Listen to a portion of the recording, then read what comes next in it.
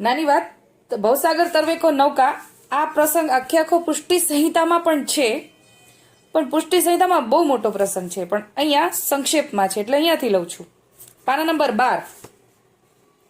અષ્ટાક્ષર મંત્ર જે છે એનો મહિમા અહીંયા બતાવેલો છે કે જીવ જ્યારે શ્રી ગોપાલાલના શરણે આવે છે ત્યારે શ્રી ગોપાલાલના નામનો અષ્ટાક્ષર મંત્ર કાનમાં સંભળાવે છે, એટલે શરણમ મમ વાળો મંત્રની વાત છે.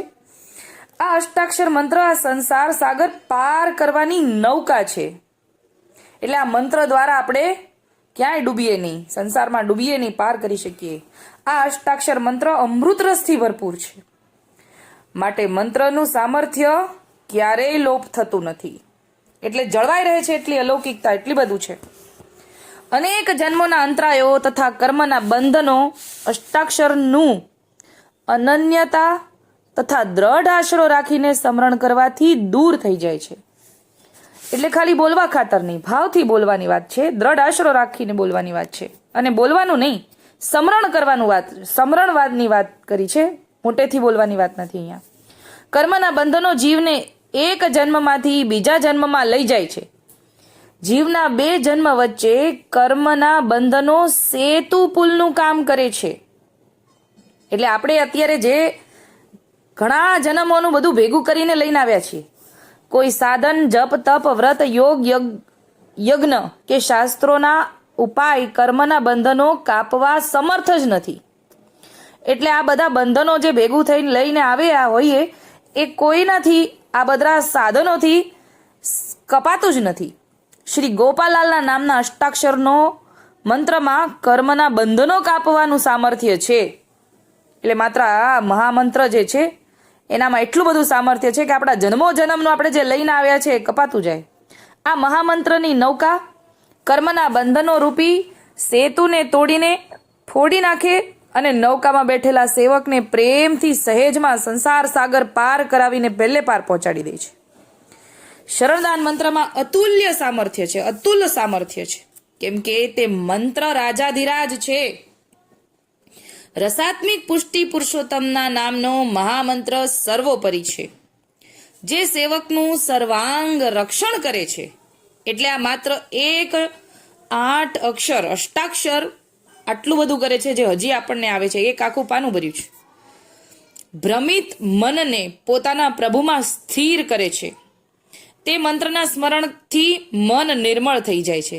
એટલે જે મળ ભરેલો છે ને એ આપણા મનમાં બહુ બધો ભરેલો છે. જે કંઈ પણ આપણા મનમાં વિચારો આવે છે નકારાત્મક, આપણા વિશે કે બીજા વિશે, વધારે તો બીજા વિશે, સંસારમાં જેટલા આજુબાજુના લોકો છે એના વિશે આપણા મનની અંદર જે વિચારો આવે છે એ મળને કારણે છે.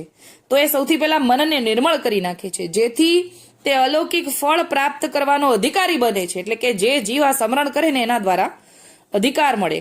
મંત્રનું મનથી સ્મરણ અને ચિત્તમાં તેનું ધ્યાન ધરવાથી દ્રઢ આશ્રય સિદ્ધ થઈ જાય છે અને નૂતન ભગવત ભાવની વૃદ્ધિ થાય છે.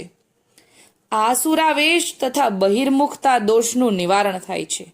આપણે રોજ જે કંઈક ને કંઈક દોષ થતા હશે તો એનું નિવારણ થઈ જાય. સેવક જનના ત્રિવિધ તાપનો નાશ થાય છે. પંચ પર્વા અવિદ્યાની નિવૃત્તિ થઈને સેવા જોગ નૂતન દેહની પ્રાપ્તિ થાય છે. સર્વ કર્મ ધર્મની જંજાળમાંથી મુક્ત થઈ જાય છે. શરણદાન મંત્રના સ્મરણથી પરિપૂર્ણ પુરુષોત્તમ સેવક જન પર કૃપા કરે છે, ત્યારે તેને પુરુષોત્તમનું સ્વરૂપ જાણવામાં આવે છે. સકલ ઇન્દ્રિયોમાં અલૌકિક દિવ્યતા પ્રકટ થઈ જાય છે અને સર્વ કલેશ નાશ પામે છે. જીવમાં જે આનંદંશ તિરોહિત થયો છે તે આનંદંશ ભગવદ શરણદાનના સંબંધથી જ જીવના હૃદયમાં પ્રગટ થાય છે. પછી જીવ તે આનંદની પ્રાપ્તિ થતા ભગવત સેવા સ્મરણ કરવા જોગ દેહની પ્રાપ્તિ કરીને ભજનાનંદને પ્રાપ્ત કરીને રસાનંદમાં લીન થઈ જાય છે. જો આપણને શું અંદર થાય છે ને ફેરફાર એ આપણને તરત નહીં ખબર પડે, પણ આમાં લાંબા ગાળે આપણને ખ્યાલ આવશે કે આમાં આપણી અંદર ફેરફાર ઘણો બધો થઈ ગયો. અને જે અહીંયા પાનામાં લખ્યું છે એ થઈ ગયો એ પછી ખબર પડે છે. ત્યારે સકલ ઇન્દ્રિયનો નિરોધ ભગવદ સ્વરૂપમાં થઈ જતા સાક્ષાત લીલાનો અનુભવ તેને થાય છે. એટલે ફળની પ્રાપ્તિ તો અહીંયા છે, અહીંયા વચ્ચે જે ફળની પ્રાપ્ત કરવા માટે આપણે લાયક બને ને એનાથી શરૂઆત થઈ જાય છે. આપણે મંત્ર બોલવાનું શરૂ કરીએ ત્યારે મનમાં બોલવાનું નહીં, મંત્ર સ્મરણ કરવાનું શરૂ કરીએ ત્યારે. અને મળે છે ક્યાં સુધી પહોંચવાનું છે? સાક્ષાત લીલાના અનુભવ સુધી પહોંચવાનું છે. આ શરણદાન મંત્રની જેવો બીજો કોઈ મંત્ર નથી. લોપાદી દોષથી મુક્ત છે અને બધા મંત્રોમાં ફળ સ્વરૂપ છે, રસરૂપ ફળ આપવા વાળો છે. માટે ગોપ્ય રાખીને પોતાના મનમાં સદા સ્મરણ કરવું તો બધા અલૌકિક ફળની પ્રાપ્તિ થાય છે. મોટેથી તો જરાય નહીં એમ કે છે. આ તો મહામંત્ર રૂપ છે જે મનનું ત્રાણ કરે, મનનું રક્ષણ કરે અને મનનો નિરોધ પોતાના પ્રભુજીના સ્વરૂપમાં કરે અને અન્ય શરણાગતિના ધર્મને સિદ્ધ કરે છે. જેમ પતિવ્રતા સ્ત્રી પોતાના પતિનું નામ કોઈની આગળ મુખથી પ્રગટ ન કરે, ગોપ્ય રાખે, તેમ શરણદાન મંત્રનું સ્મરણ સેવકે પોતાના મનમાં ગોપ્ય રાખીને કરવું, ઉચ્ચાર કરવો નહીં.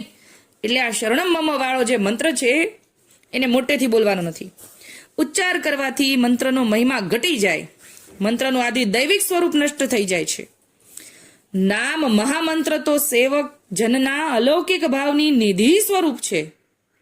માટે તેનું ઘણું જતન કરીને રાખવું.